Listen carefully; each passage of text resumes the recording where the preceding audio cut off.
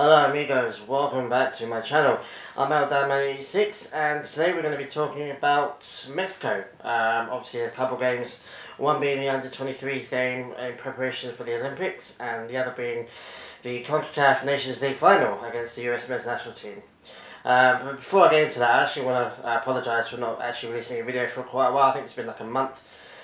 Various reasons. I haven't done an Arsenal one because I just can't be bothered. It got to the point where I just didn't want to make any more game reviews for the end of the season. The end of the season sucked. Finishing where we finished and the most terrible season we've had in living memory, or at least my memory. So I really couldn't be bothered with Arsenal. Obviously, if we sell any players or sign any players, then I'll make a video for that. But I'm not going to be doing any transfer rumour videos. I can't be bothered with all that, to be honest, especially this season where we've been linked with all kinds of players, and I'm just not reading too much into it until something concrete happens. I thought about doing one for Buendia, but going to Aston Villa, but I really couldn't be bothered. I wasn't really that hyped for him in the first place, to be honest. I have my reasons. I might divulge in that in another video, but so I'm not going to do another Arsenal video until we sign someone or we sell someone. So in regard to Chivas, I was going to do some videos in the Liga, but obviously we didn't make it to Liga. We got knocked out in the playoffs. Again, I can't be bothered really. I thought about doing season reviews for both teams, but both teams had pretty poor seasons, to be honest, and I really couldn't be bothered to go over it again. I think everyone knows my feelings with both teams at the moment, both managers and things like that, so I didn't want to rehash things that I've already said loads of times. Having said that, if we sign any players, big if, I think, if we sell any players, then I'll make videos on that.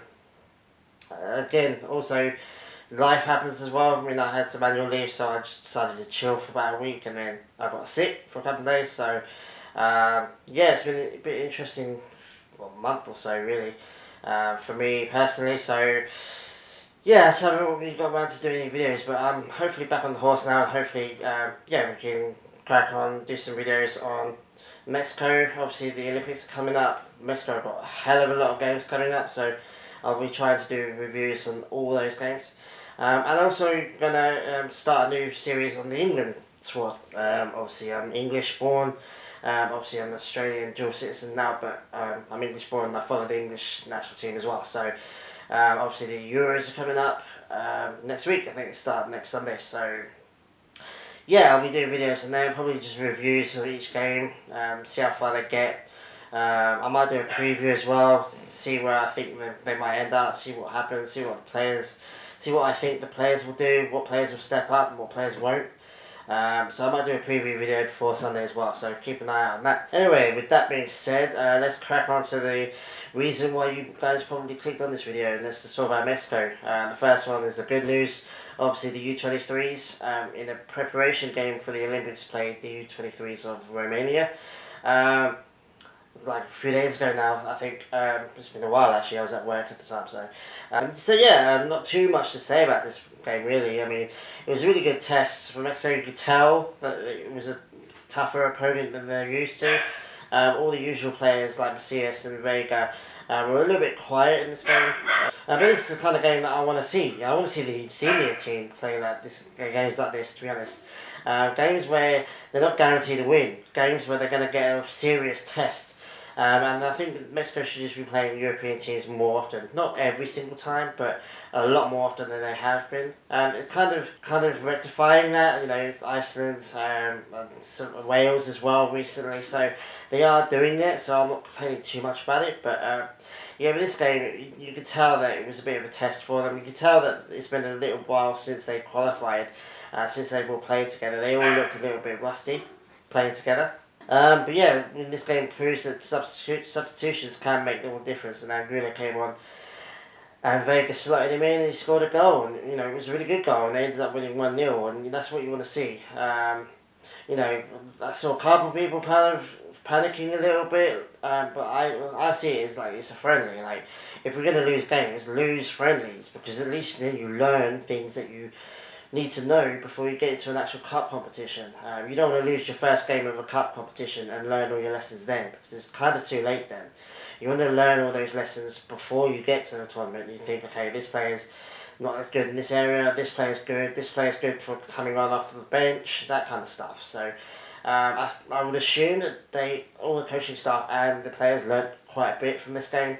And I think it's something we can expect in the actual tournament itself, in the Olympics. You know, we are going to face tough opponents, and it's going to be a slog, and we're not going to breeze past teams like we did in the qualifying round. So, yeah, it was a decent game. It was good to see Vega get an assist. It was also good to see Angulo score a goal. He had a bit of a different league season, so hopefully he can do quite well in the national team.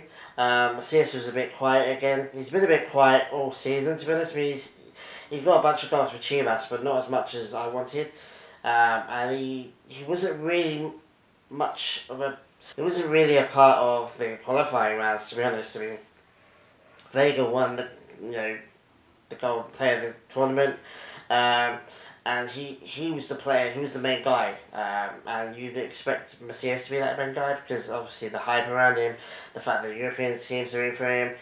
So I want to see him do more. I've got a funny feeling that he will step up in the Olympics, and he will become one of the more important players in the Olympic squad. So we'll have to wait and see if that actually happens or not. But it was a decent game anyway. It was just a friendly. It was a glorified training game. To suss out any weaknesses, and I think we did that. So yeah, I thought it was a good game. It was a good game to watch anyway. Although the angle was a bit crap. The stadium they played in was obviously not equipped for television. No, I can't speak. Fucking hell. The stadium wasn't really equipped for televisions that much, so it was a bit of a weird angle. It was like watching the Toulon tournament in France, but yeah, it was a good game anyway. And then, obviously, finishing off the video by going into the big one, the Mexico versus the US men's national team in the CONCACAF Nations League final, the very first one. Both teams barely managed to get out of the semi-finals. Mexico won on penalties. The US men's national team got... I'm just going to call them USA because I hate saying the whole word. The USA basically won on a late goal in their semi-final. So both teams kind of barely deserved to be there, to be fair. But yeah, what a game. Tecatito, who I'm repping today, my new shirt, I love it. Yeah, he scored within the first 30 seconds of the game. It was so awesomely funny. He just sliced right through. Obviously, got the spare ball from the defender. I think it was Reed. I'm not quite sure who the player was, but passed it straight to Tecatito and he slots it in. For me, highlights the fact that Tecatito is one of the top 3 players in the squad at the moment. Obviously, Raul Jimenez is a massive miss. Don't have another striker that's good enough to slot into his position. But yeah, Raul Jimenez and Lozano and then Tecatito for me. Most important, then Herrera, I reckon. And then you can go down the list from there. But yes, what a player. He deserves to be in a bigger club than Porto. No offense to Porto, I think they're a big club, but I think he's done all he can with them. Random rumours of him going to Fiorentina. I'm not hyped about that at all. Bit of a sideways move, in my opinion. Obviously, the league is a little bit more tougher, and they will be playing against some of the best players in the world. But the Fiorentina's not big enough for Tecatito.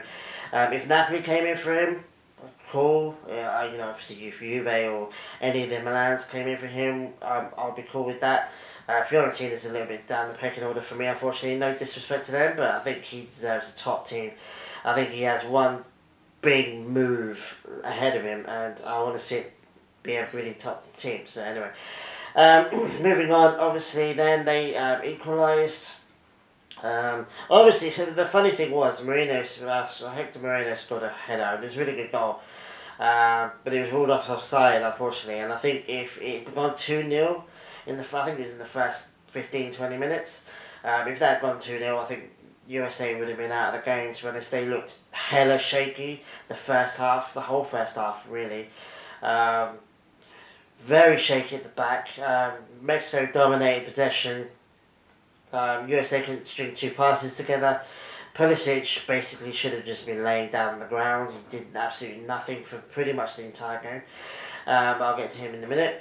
So yeah, going into the half-time 1-1 was a bit of a misrepresentation. Mexico dominated that first half. There should have been 2, maybe 3 goals up. I think the fact that we didn't have a centre forward, we didn't have Raul Jimenez to play that game, we would have won that game probably 3-0, 3-1 maybe, 4-1 maybe, really comfortably. I mean, even if I think Chicharito's not in the game, in the squad, and there's a whole debate around that which I don't really want to get into now. But if Chicharito had been playing, I think he would have got a couple of goals as well.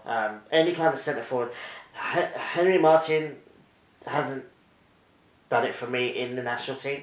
I think he's a really good player from Club America. I think he's one of the best strikers in the league, in Liga MX, but he's just not done it for the national team. And Pulido as well. Pulido can show up, but he's getting older now, and I think he was always on the cusp of the national team, and now that he's in the MLS and he's getting older, I don't think he's there now.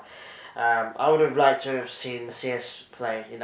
Take Macias out of even though he's struggling-ish with the U23's, I think he would have thrived against this US team. And the USA have got a really shaky defence, and he would have found holes in there all day long. But the fact that we didn't have a centre forward, the fact that Chaco Rodriguez, I don't rate him as a wing back anymore. I don't like him at all. He made the mistake that it was it went from 2-0 to 1-1 in like a minute and a half. We just gifted them a goal. They didn't have to work very hard for it. And set pieces doing Mexico again. We struggle with set pieces, and this game highlighted that really badly. Going into the second half, I don't want to spend too much time talking about the game, but going into the second half, it was pretty even. The second half was a bit more even. The USA basically got a lot of confidence from their goal. They had obviously been told, hey, we're only one, we're equal, we're level, we're not losing, so let's go for it. And then I think the best moment of the whole game really is when Linus came on. Linus ran Antuna. Antuna really had a different game. He can perform for Mexico, and he generally does better for Mexico than he does for Chivas, but he had a poor game. He came off with Linus, and literally, I think with his first touch, he just skipped past the entire USA defence and scored a goal. And this meant a lot to the Mexico fans, because he's been particularly targeted by USA fans for his club performances. Obviously, Real Betis don't use him probably. And it was really, really just satisfying just watching him just, weave his way through the defence and then score a goal on his own. It was basically his first touch of the game. Absolute justification, and this kid is phenomenal. Better than pretty much any of the USA players, in my opinion, of his age range. Talk about Kenny and all that stuff all day long, but Linus is way more gifted than any of them. Just needs a club that actually plays him and plays it to his strengths rather than just benches him all the time. So that was pretty satisfying. But then obviously I'm in the middle of celebrating, and we've already conceded another goal. And it was another cheap goal. Nothing that USA fans can be proud of. It was just hey, here you go. He's scored a goal for us. We don't want to win this game. And then it went to extra time, and you're thinking, okay, maybe we can nick a goal. The referee properly bottled it in the extra time. I mean, absolutely bottled it. First of all, he lets USA get a cheap penalty. I mean, it was the cheapest penalty. He didn't look at it for a long time. And the way he flourished his arm and pointed to the spot, he was like he was on a pantomime stage or something, And just like, really, what are you doing? Like, he absolutely loved it. He loved the attention he was going to give him. Look at me, I'm deciding this game, blah, blah, blah. Then, obviously, Pulisic scored his penalty. Ochoa in a shootout is really good, but obviously, one of my friends was saying on Twitter, on his own, on a one-off penalty, he does actually pretty poor. Obviously, Pulisic scored. Literally, Pulisic might as well spent the whole game laying on the ground on the touchline, and then stood up, took the penalty, and then laid back down again. I mean, literally, he did absolutely nothing else in this entire game. And 120 minutes, all he did was take a penalty and score. And you can say, well, he won the game. Yeah, sure. But he did absolutely nothing. At least Lozano was running his goal, and Lozano had a few shots. Came really close to scoring at one point. Yeah, that Pulisic, trash player in my opinion. Sorry, if you rate him, I've been watching him in the league, in Premier League. He's been absolutely trash for Chelsea. He did alright when he first showed up, but he's been trash this season for the national team as well as Chelsea. But anyway, yeah.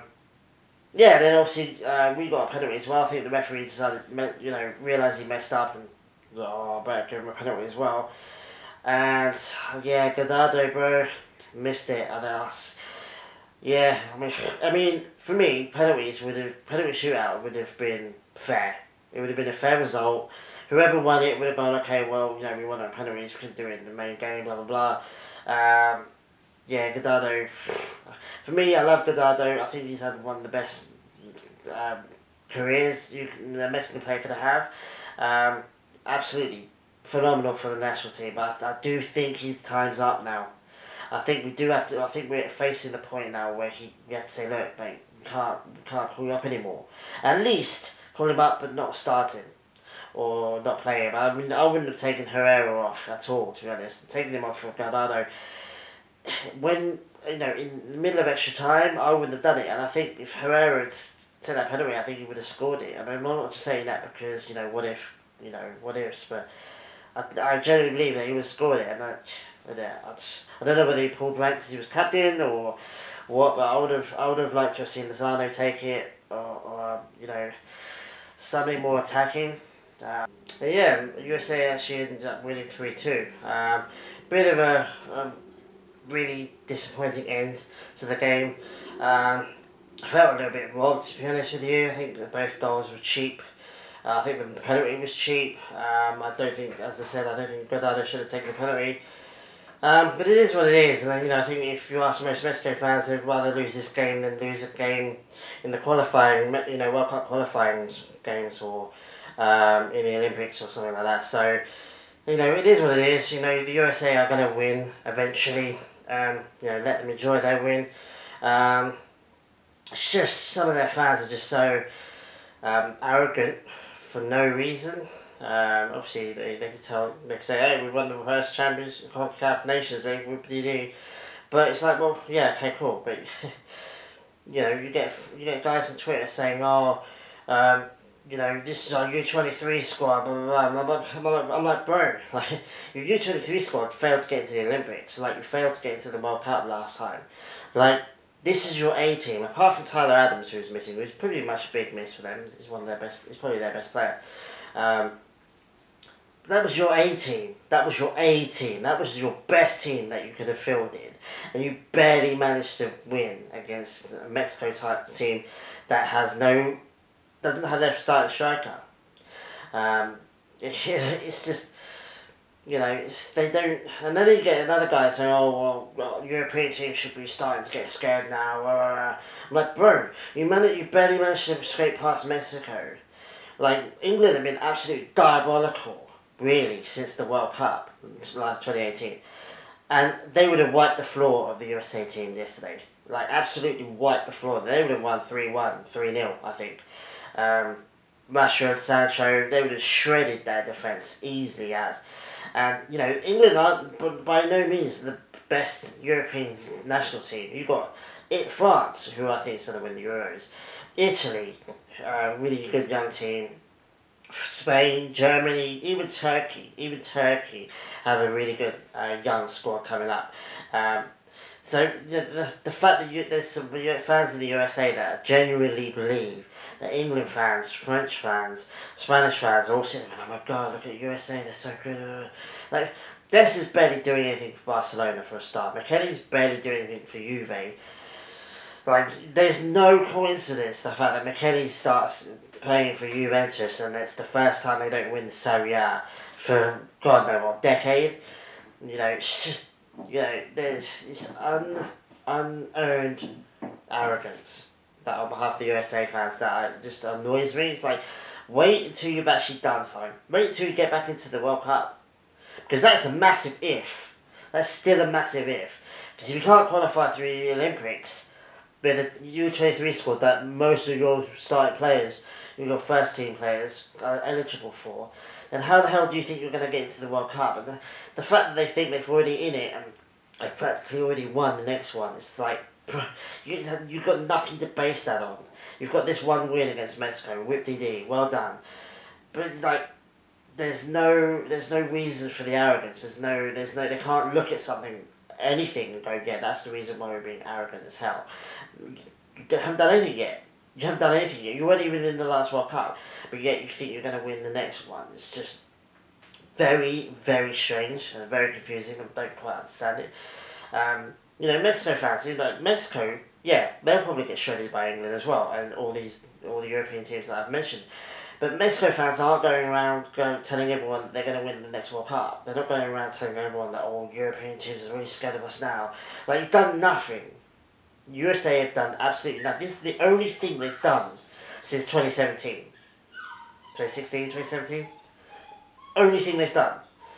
And it's like, well, enjoy your win. Like, well done. Enjoy the cup, savour it. But anyway, take it easy, guys. I will see you guys next time. Obviously, I apologise for not being on so long. I'm back now. I'm going to do a load of Mexico videos and a load of England videos, like I've said.